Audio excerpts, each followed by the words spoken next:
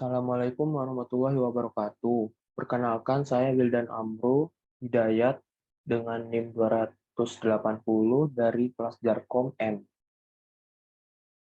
Di sini saya membuat video tugas pertama, yaitu tugasnya yang tertera di gambar ini. Pertama-tama saya akan eh, membuat konfigurasi seperti yang pada di gambar.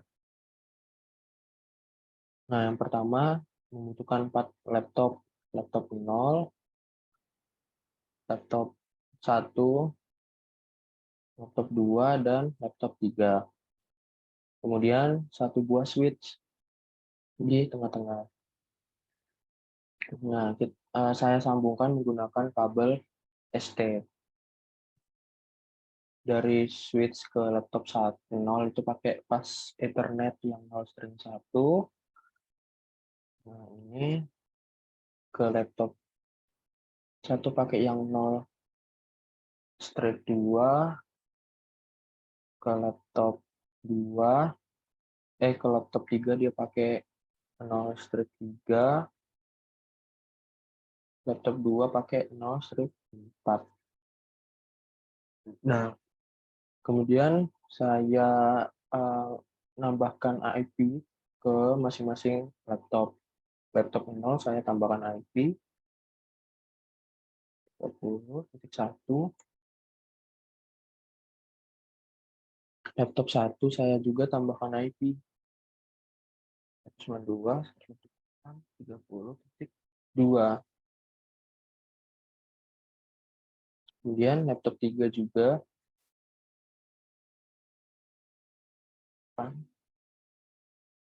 30.3.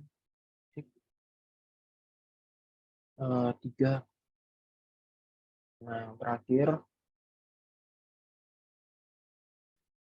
92.8.30.4.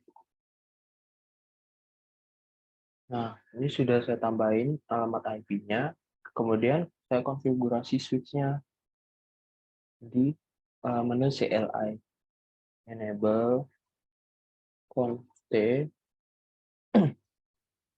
Kemudian saya di sini memberi dua VLAN. Yang pertama VLAN 10, saya kasih nama kelompok A, exit. Kemudian saya beri lagi VLAN 20, saya kasih nama kelompok B, exit. Nah, kemudian pada masing-masing jalur interface ini, interface 1, 0 string 1 sama 0 string 2, saya tambahkan ke mode akses VLAN 10. Caranya seperti ini. Ya, switch port mode akses, switch port akses LAN 10, exit. Kemudian yang interface 0 string 2, switch port mode akses,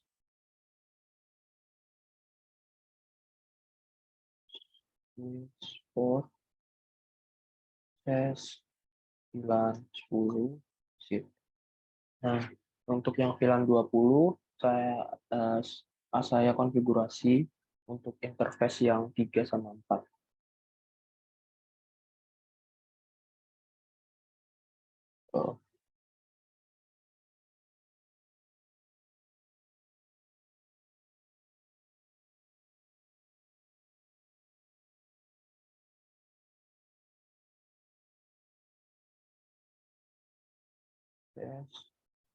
VLAN 20,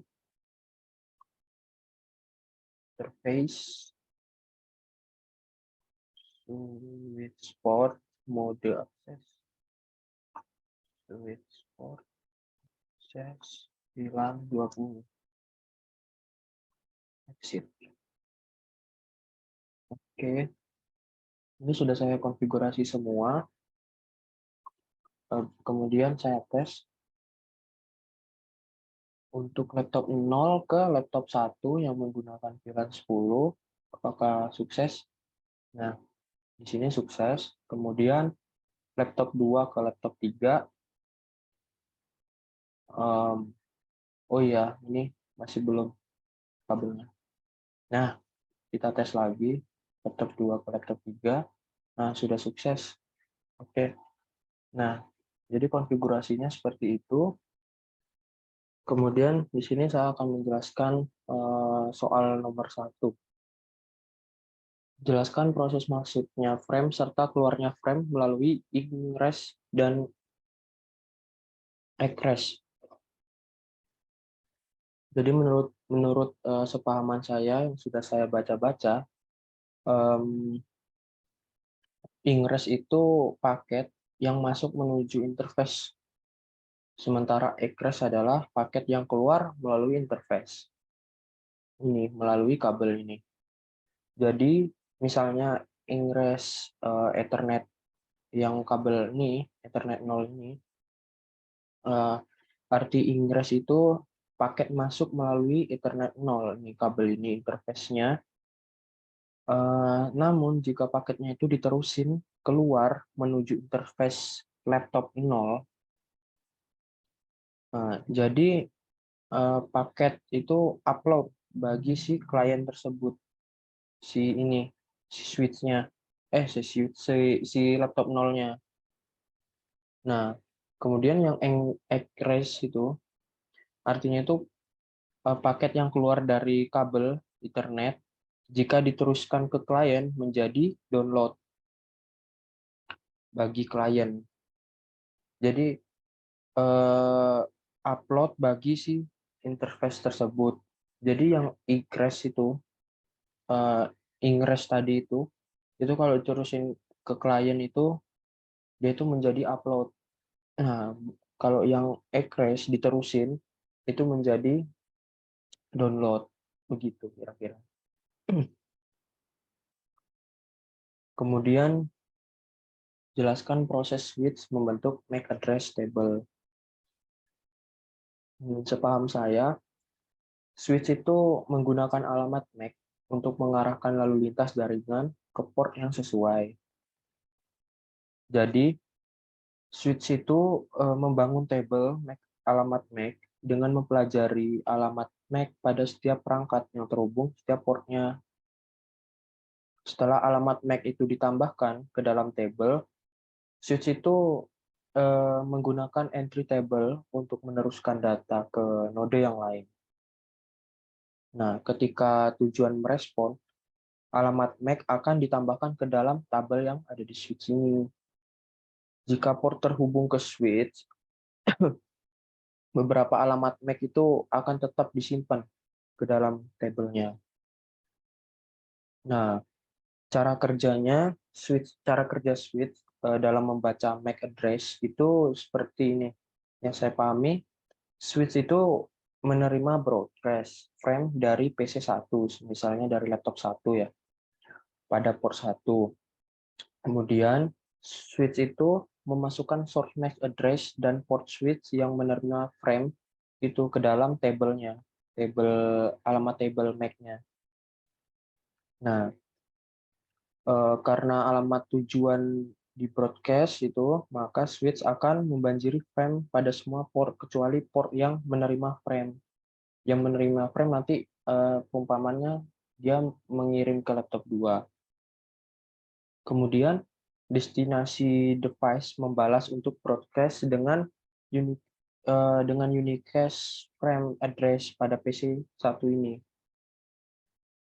Nah, kemudian itu switch akan memasukkan source MAC address dari PC dari laptop 2 dan nomor port dari switch yang menerima frame ke dalam table. Begitu. Jadi ya prosesnya buat ngirim dari laptop 1 ke laptop 2 menuju switch, tapi dalam proses itu ada proses switch membentuk MAC address table.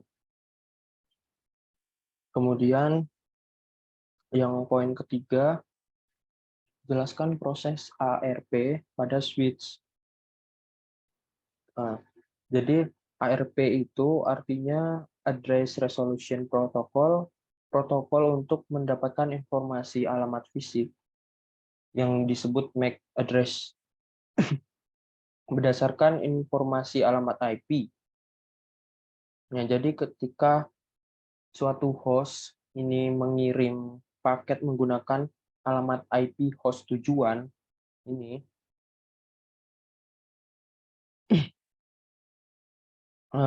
switch itu akan menerima entry pada ARP table untuk mencocokkan alamat IP dengan MAC address tujuan. Begitu. Jadi jika alamat IP host tujuan itu belum ada di ARP table-nya, maka host pengirim akan melakukan broadcast ke semua host dalam LAN untuk mencari tahu host mana yang memiliki alamat IP tujuan itu. Misalkan host pada laptop 1 ini mengirim paket ke alamat IP tujuan ini, alamat IP tujuan yang di PC 2.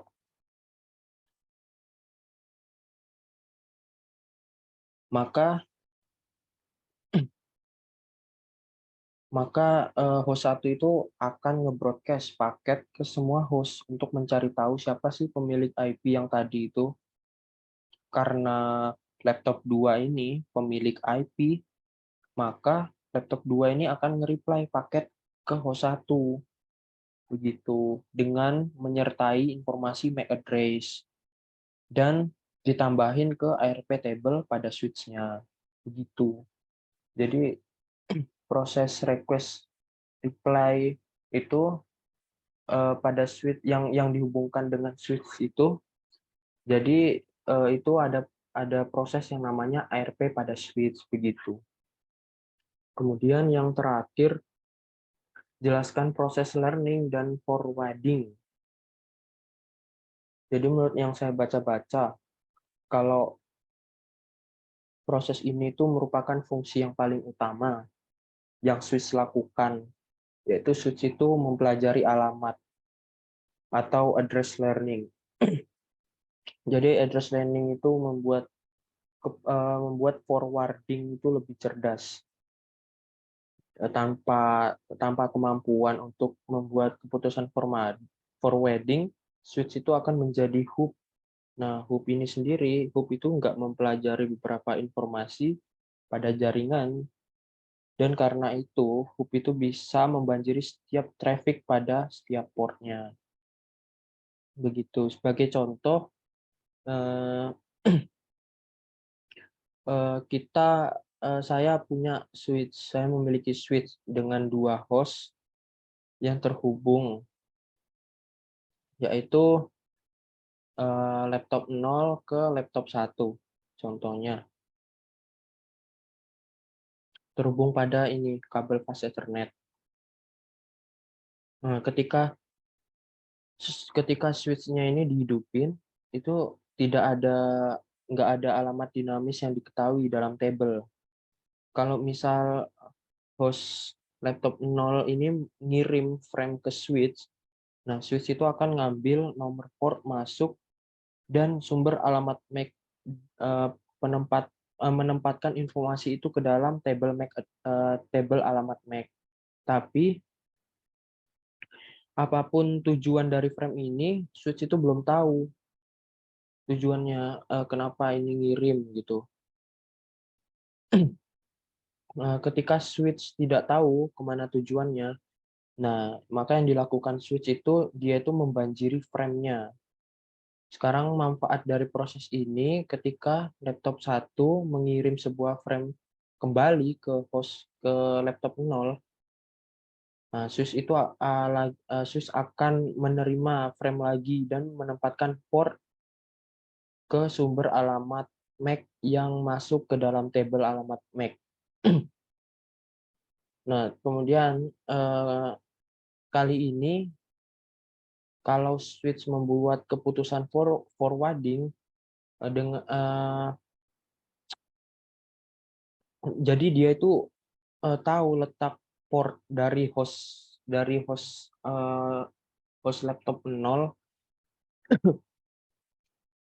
dan dia itu bisa nerusin frame-nya ke ini, host laptop 1 melalui pas Ethernet 0 ini aja, 01 ngirim ke sini, terus ke sini. Nah, begitu. Mungkin itu saja yang bisa saya jelaskan dari 4 pertanyaan ini. Apabila ada yang kurang atau salah, mohon dimaafkan karena saya juga baru belajar. Terima kasih. Wassalamualaikum warahmatullahi wabarakatuh.